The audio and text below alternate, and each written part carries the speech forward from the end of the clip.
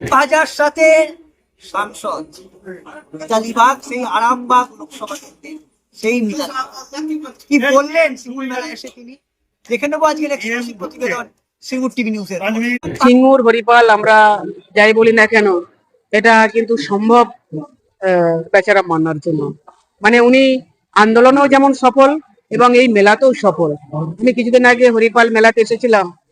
এত বড় একটা মেলা, এত মেলা বসেছে, বিরাট বড় একটা মাঠ জুড়ে হাজার হাজার মানুষের ঢল, এত সুশৃঙ্খল ভাবে মেলাটা চলছে।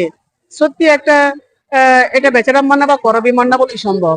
আজকে সিঙ্গুর মেলা, কারণ সিঙ্গুরের দিকে আমার 3টে পঞ্চায়েত আছে, তো সেই পঞ্চায়েতে ভালো ফলাফল হয়েছিল। আর সার্বিক তো আমার হরিপাল তো যেটা দিয়েছে, মানে আমি কি বলবো, আরো একবার প্রণাম জানাই। এটা আমার খুব ভালো লাগছে। না আসলে আমার এতটা এইখানে হরিপাল যেটা করেছে, সিঙ্গুর দুটোকে আমি দেখছি যে কে বেশি ভালো কে বেশি ভালো। তো আমি দেখলাম যে ইকুয়ালি দুটো সমান সমান। এত ভালো এত ভালো, এত মানুষজন বা সেই চেনা মানুষদেরকে আমি দেখতে পাচ্ছি। আর মেলা মানে তো মিলন, মেলা মানে আনন্দ, মেলা মানে একসাথে অনেক মানুষকে পাওয়া। সে প্রশাসনের লেভেলে বলুন, রাজনীতি লেভেলে বলুন, বা সাধারণ মানুষের খুব কাছ থেকে বা তাদের কাছে গিয়ে তাদের অভাব অভিযোগ শোনা যায়। একবারে ভাব বিনিময়ের একটা কেন্দ্রস্থল হচ্ছে মেলা। আর আন্দোলনেরও সেই সিঙ্গুর সেটাই আমি বললাম তো যে বেচারাম মানে মেলারও একটা অঙ্গ, আবার আন্দোলনের একটা অঙ্গ। গতকাল আমাদের রেল নিয়ে যে আন্দোলন ছিল, সেখানেও বেচারাম মান্নার নেতৃত্বে সেই আন্দোলন দেখেছেন, হাজার হাজার মানুষ সেই আন্দোলনে সামিল হয়েছে। যে বেশ কয়েকটা গেট, কতগুলো সাবওয়ে বা যাত্রীদের যাতে সঠিক পরিষেবা দেওয়া হয়, তার জন্য যে হাওড়া ডিআরএম একটা ডেপুটেশন, সেটাও কিন্তু বেচারাম মান্না না থাকলে সেটা সম্ভব হতো না। বেচারাম মান্না এবং করবী মান্না এই ট্রেনে করে বহু মানুষ বাসে ট্রেনে করে যে আন্দোলনে সামিল হয়েছেন, সেই কেন কি, কারণ সবটাই কিন্তু মানুষের জন্য, সবটাই কিন্তু যাত্রীদের কথা ভেবে। আগামী দিনে দাদা তো বলেইছেন যে আগামী দিন আরো আমাদের আন্দোলন বৃহত্তর দিকে গিয়ে পৌঁছাবে, যদি যতদিন না সফল হচ্ছে, সেই ক্ষুদ্র হোক বা বৃহৎ আন্দোলন, সেটা এই সিঙ্গুর হরিপাল বেচারাম মান্না নাহলে সম্ভব হবে না। একদিকে ভাবাদিঘি জট, একদিকে সিঙ্গুর আন্দোলন লোকাল। অবশ্যই বলবো, আমি ইতিমধ্যে তো তারকেশ্বর থেকে বিষ্ণুপুর আমরা বারবার বলছি যে যে কারণ এটা শুধুমাত্র তো কামারপুকুর মানুষের জন্য নয়, বিষ্ণুপুর মানুষের জন্য না, তারকেশ্বর মানুষের জন্য নয়, এখানকার বহু মানুষ। আর সব থেকে বড় কথা দেখুন, একদিকে বিদ্যাসাগরের জন্মস্থান, একদিকে রাজা রামমোহনের জন্মস্থান, আর একদিকে রামকৃষ্ণ মা সারদা, আর তারকেশ্বর দিকে বাবা তারকনাথের যে শ্রাবণী মেলা হয়, লাখো লাখো লাখো লাখো মানুষের ভিড় হয়। এটা সবার তো সুবিধা হবে। কেন মানে রেল কেন নির্লুপ্ত হয়ে আছে আমরাও বুঝতে পারছি না। তার জন্য তো ডেপুটেশন। সার্বিক যে সিঙ্গুরে যে ঘটনাটা ঘটেছে, সেই লোকাল ট্রেন অবিলম্বে আমাদের চালু করতে হবে এবং তারকেশ্বর থেকে বিষ্ণুপুর রেল চালু করতে হবে, কতগুলো গেট করতে হবে, সাবওয়ে করতে হবে। কিছু মানুষের জন্য যাতায়াতের, স্কুল স্টুডেন্ট তাদের এপার ওপার যাতায়াতের জন্য অনেক অসুবিধা হয় সার্বিক। তবে বললাম, আন্দোলনের পীঠস্থান ভাই সিঙ্গুর, এবং সেটা বেচারাম মান্না বলে সম্ভব এবং করবী মান্না বলে সম্ভব, এবং সবটাই সম্ভব। এই মেলাতে দেখুন, মেলাতে এলাম, কত মানুষের সাথে দেখা। এখন বাদাম দেখতেই পাচ্ছেন, বাদাম নিয়ে বসেছি। মেলা মানে একটু হালকা খাওয়া দাওয়া, মেলা মানে জিলেপি। বিরোধীরা যে প্রত্যেকবার দেখুন, বিরোধীদের কাজ হচ্ছে বিরোধিতা করা। বিরোধীরা যারা আজকে মুখে বড় বড় কথা বলছে, খেলামেলা বন্ধ করার কথা বলছে, তারা তো চাইছে মানুষের আনন্দটা কেড়ে নিতে। মানুষের মানুষ যদি একটু স্বচ্ছন্দ বোধ না করলো, মানুষ যদি একটু আনন্দ না পেল, তাহলে আমরা কিসের মানুষ? তাহলে তেনারা বলবো মানুষের পর যে কতটা পড়ে না আমরা জানি না। শুধু নিন্দার বন্যা বয়, নিন্দার ঝড় বয়ে, আরোপ দোষারোপ, কাজের কাজ কিন্তু তারা করে না। আর যারা মিথ্যা প্রতিশ্রুতি দিয়ে মানুষের কাছে পৌঁছায়, তাদের কাছে মানুষের কোনো গ্রহণযোগ্যতাই নেই। তার জন্য কিন্তু দোষারোপ।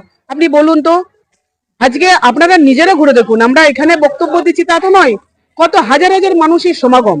হাজার মানুষ, এই হাজার মানুষের আনন্দ, উদ্দীপনা, উচ্ছ্বাসকে চেপে রাখতে চাইছে। এটা তো মানবিকতা নয়, মানবিকতা এটা মোটেও নয়। মানববন্ধন কাকে বলে? আমরা প্রথমেই বলছি, নানা ভাষা, নানা মত, নানা পরিধান, বিবিধের মাঝে দেখো মিলনমন। মেলা মানে তো একটা মিলনের জায়গা। দেখুন, জাতি ধর্ম বর্ণ নির্বিশেষে এখানে কিন্তু মানুষ এসে উপস্থিত হয়েছেন। আর ওনারা কি, ওনারা ওই হিন্দু মুসলমান বিভাজন করতে ব্যস্ত। মানে ওরা সম্প্রীতির মধ্যে সাম্প্রদায়িকতার বিভাজন আনে।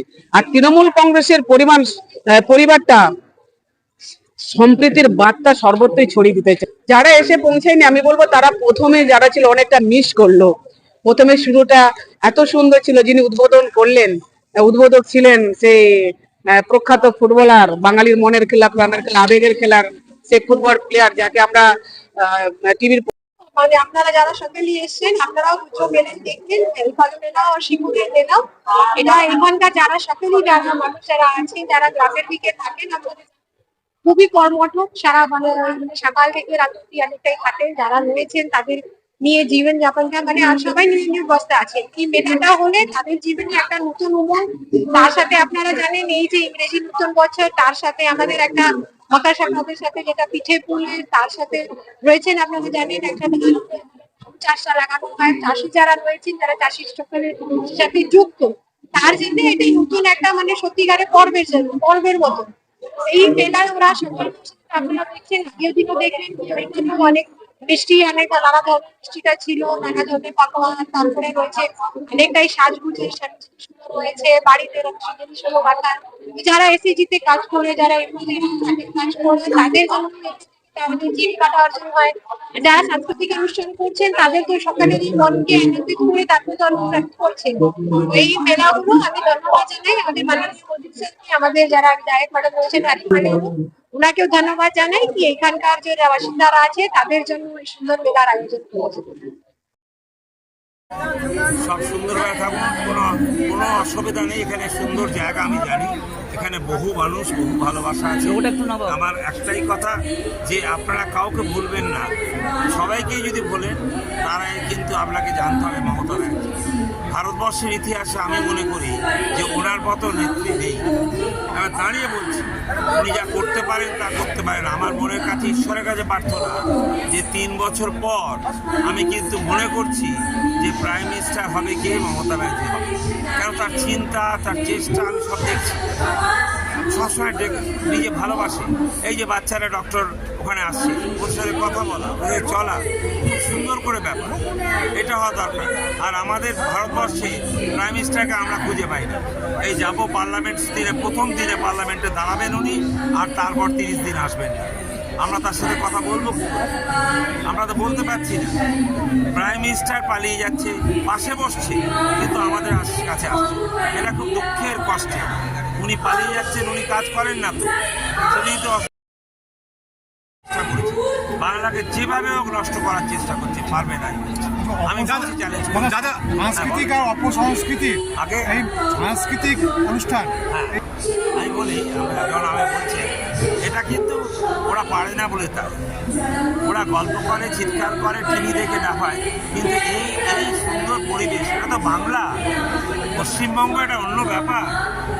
এটা সুন্দর করে মেলা হতো আমাদের ছোটবেলা দেখেছি, আর এখন কত সুন্দর করে করছে।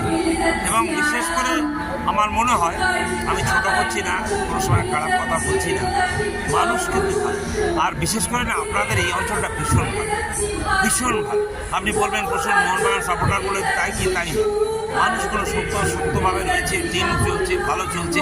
এবং কি বলবো, এই যে মিনিস্টার দুর্দান্ত ছিল, কি কষ্ট করে। মোহনবাগানের পরপর দুখানা ম্যাচ ড্র, কি বলবেন? বড়, এটা একটু আমি ভেঙে গেছি যে দুটো একসাথে কি করবো।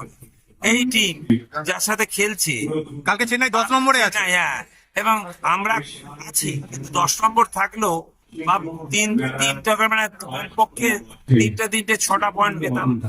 একটু পাকামি করি আমরা। অসুবিধা কি জানিস তো, আমাদের মতো প্লেয়াররা করবে না।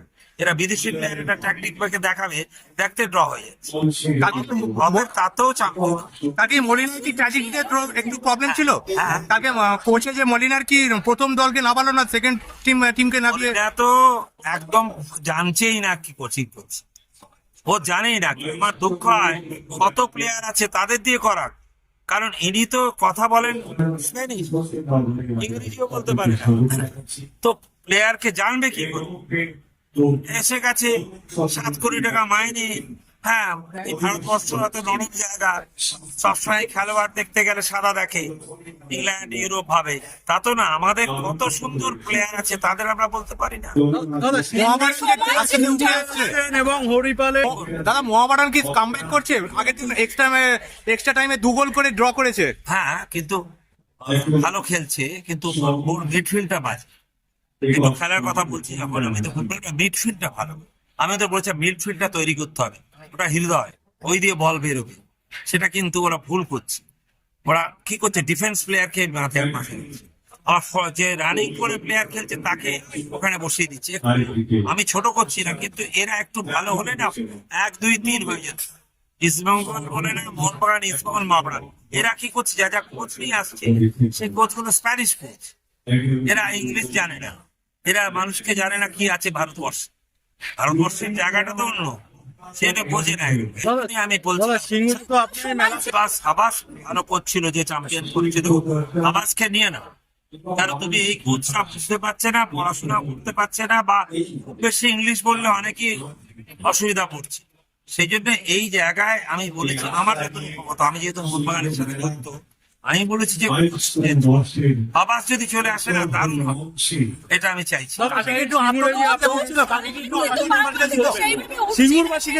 ক্ষমতা একবারই হয়। হ্যাঁ, ধন্যবাদ দাদা। 17 ম্যাচে 37, মানে আইএসএল চ্যাম্পিয়ন কি মানে মোহনবাগান, কি বলবেন? হয়ে যাবে, গ্যাট পিস, ভালো বল, তোটা এখনো বাকি। শেষ কোশ্চেন করি, রাজনীতির এটা দাদা কোনটা এনজয় করেন, রাজনীতির মঞ্চ না খেলার মাঠ, কোনটা বেশি এনজয় করেন? খেলার মাঠ, খেলার মাঠ। 70 বছর বয়স হয়েছে, কিন্তু মাঠে এসে শুয়ে থাকি মাঝে মাঝে, ওখান দিয়ে খেলে আসি। মোহনবাগান মাঠে তো আদর করলাম, মোহনবাগান মাঠে বাচ্চার মতো করি। লোকে দেখে বলে কি বুঝুন না, কি করছো? ভাই, এ তো আমাকে বাঁচিয়েছে, 1 মা জন্ম দিয়েছে, আর প্রতিপত্তি সম্মান দিয়েছে, সে হলো দাদা। ইস্টবেঙ্গল টিমটা এগোতে পারছে না, ইস্টবেঙ্গল টিমটা পয়সা পাচ্ছে না, টাকা দরকার তো এখন, প্রচুর টাকা। আমরা বিনা পয়সা খেলতাম, ওই টাকাটা পাচ্ছে না, টাকাটা আসবে, কিছু ভালো প্লেয়ার। এই মোহনবাগানের ক্ষেত্রে কি হয়, মোহনবাগানকে সবাই মানতেছে। মোহনবাগান সারা পৃথিবীতেই না, আমি ইংল্যান্ডে গেলাম, আমি ইউরোপে গেলাম, সব মোহনবাগানের নামটা ছোট করছি না কাউকে। মোহনবাগান এরকম ব্যাপার। জেলা থেকে রাজু ওরা হয়েছে, সন্তোষ ট্রফি দিয়ে গেল বাংলাকে। তাহলে বাঙালি ছেলে তো দরকার, জেলা থেকে কি সেইভাবে প্লেয়ার উঠছে? প্রচুর। আইএসএল এর মধ্যে টুর্নামেন্ট কি ভারতীয় ফুটবলকে এগিয়ে দিচ্ছে? এগিয়ে দিতে টুর্নামেন্টটা খেলেনি, আমরা 4 বার 5 বার 6 বার করে জিততাম। আমাদের মোটামুটি বাচ্চাগুলো ভালো খেলেছে। এইবার আমি বলছি ওদের মিনিমাম 2 জন করে নিয়ে। কলকাতা ম্যাচে সিল্ড করতে সেগুলো বন্ধ হয়ে যাচ্ছে, অনেক দামি দামি টুর্নামেন্ট বন্ধ হয়ে গেছে। এটা তো ভীষণ ভাবে আইএফএ করেছে, আইএফএ কে এরকম করেছে, আইএফএ এত খারাপ করছে, আমি লজ্জিত হচ্ছি। হ্যাঁ, লিগটা আটকে দিল, ডিফেন্সে আটকে দিল, কিচ্ছু করলো। কবে লিগ হয়ে যেত, কবে ভাই আইপিএল হয়ে যেত, সব বন্ধ। ওনারা কায়দা করে কি করলেন, ফুটবলটাকে নষ্ট করে দিলেন। সিঙ্গুর মানেই হচ্ছে আবেগের বিষয়। তবে সিঙ্গুর মেলা 22 বছর পদার্পণ করলো। সিঙ্গুর শুধু নয়, জেলার বিভিন্ন প্রান্তের মানুষ এই মেলাকে উপলক্ষ করে তারা অপেক্ষা করে থাকে। তাই আজকে দেখেছেন বাঁধ ভাঙা ভিড়, এবং বিশিষ্ট মানুষজন, চলচ্চিত্র অভিনেত্রী মিঠাইও এসেছিল, একটু পরে আবার ঋতুপর্ণা আসবে। তাই এই মেলার একটা আবেগ এবং এই উপস্থিতি একটা প্রাণবন্ত করে তুলেছে। আগামী 2 তারিখ পর্যন্ত চলবে, যত দিন যাবে মানুষের সংখ্যা তত বাড়বে। এই মেলা মিলন মেলা, এই মেলা শান্তির মেলা, এই মেলা সম্প্রীতির মেলা, এই মেলা সাংস্কৃতিক মেলা। এখানে নাচ, গান, নাটক, আবৃত্তি, যাত্রা সবকিছুর একটা সংমিশ্রণে সাংস্কৃতিকের মেলা বন্ধন হয়ে উঠেছে।